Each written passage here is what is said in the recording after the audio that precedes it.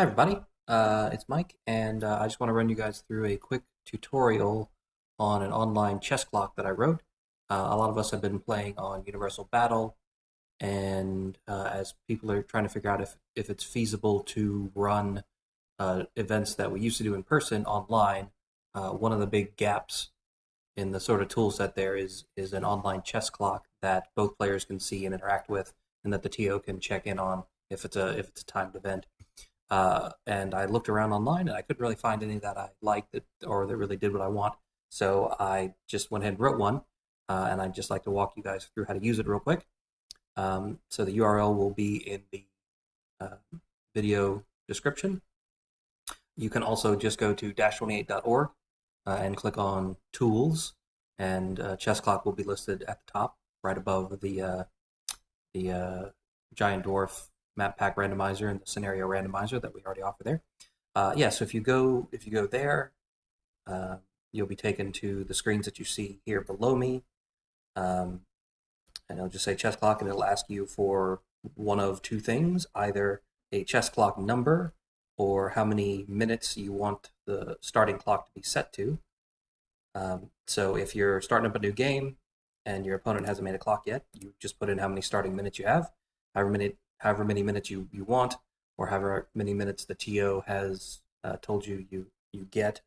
I'm going to go with 90 minutes because that's what I'm going to be trying to use for my event, just because I know UB can take a little longer, um, and you want to include deployment as well. So that should be plenty of time, but for demo purposes there. So if you are making a new clock, you just put in the starting minutes and hit create clock, and it'll bring up the clock state like this, just paused basically, um, with 90 minutes on both clocks. And you'll see here on the two sides, there's a blue side and there's a green side.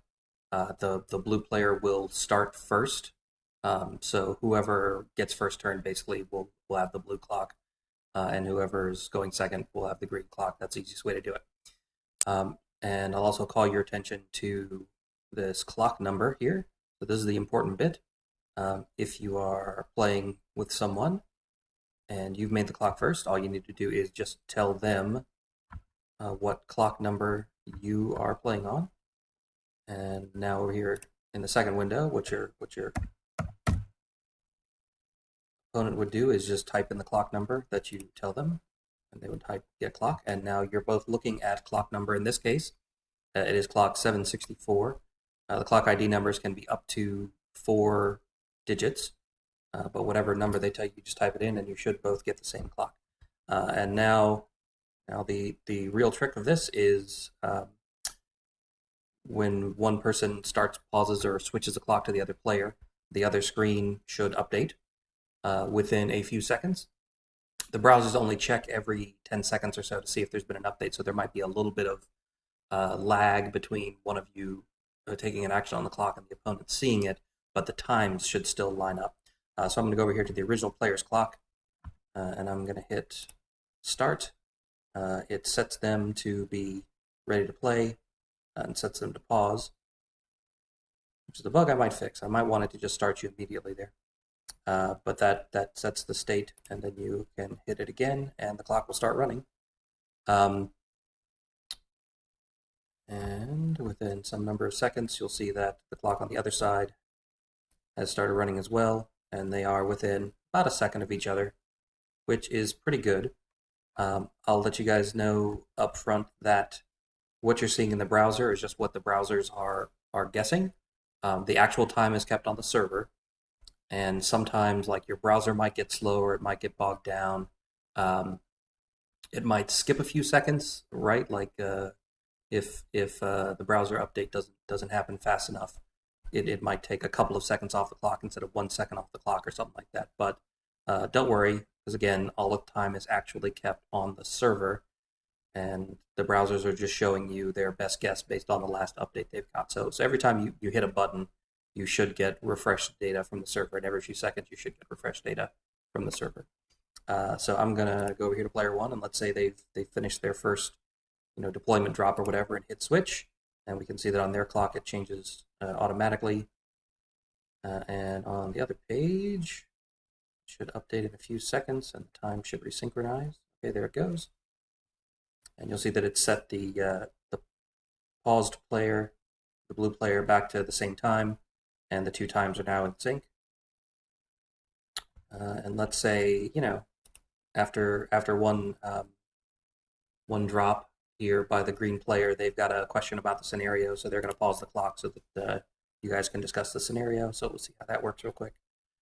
So their clock is paused on their side. It's still running on the blue player side, but then it finally catches up. That was kind of long. That's probably about the longest you can expect it to take. And when it does pause on that side, it does set it back to the same time you see on both clocks. So you talk for a minute in which scenario you're playing. Do you have to be all the way over the line or majority of the line, whatever? Okay, so now I've seen how that works. I come back in. I know what I want my second drop to be, so I'll unpause it over here. My clock will start running again, and then a few seconds later, the clock will start running back in the first browser window too, and they sync back up. So there you go. That's pretty much it. You can just play your game as normal. You just have to tell your opponent the clock ID, and you guys both bring up the same clock ID, and then you just interact with it in a browser window on your desktop or laptop, the same as if you were playing in person. We'll switch the clocks again just so we can see it run back and forth. When the clocks run down to 0, they just say 0. They don't do anything else. And if one clock is 0, the other clock, of course, can keep running because that's how you want it to work. Trying to think if there are any other particular issues about it. Anyone that has your clock ID can see your clock. It's not limited to 2 players. So if you're a TO and you want to tell your players to play on the clock, and it's getting towards the end of the round time and you want to know how much time people have left, you can just pop into like the Discord channels where your players are talking or message them or whatever and ask what their clock ID is, and you can bring it up in a browser window to see how much time each of your players still has. If there's any stragglers that are running a little late and you're trying to figure out how much time they have left on their clock or what happened, just to keep your event moving along. The clocks will exist for a week at minimum. If a clock is older than a week and the same clock ID gets randomly generated when you create a new clock, it'll just overwrite the old clock. So don't expect that you can just keep reusing the same clock ID over and over. Just make a fresh one every time, and you'll get one that no one else has access to, or it'll reset the number. But don't reuse an old number from whenever the last time you played, because someone else may have gotten that number, set it to a different time, and started using it. So the only known issue I have with this is that it doesn't look very good on small screens. Tablets, it should be fine, so long as you turn them into landscape mode instead of portrait mode. Just turn it long ways. But on mobile devices, like if you try to use this on your phone, this screen, it doesn't really work that well, even in landscape mode. The kind of the recent articles list over there on the right kind of slides all the way over and crams and clobbers everything. I might again switch it to catch up.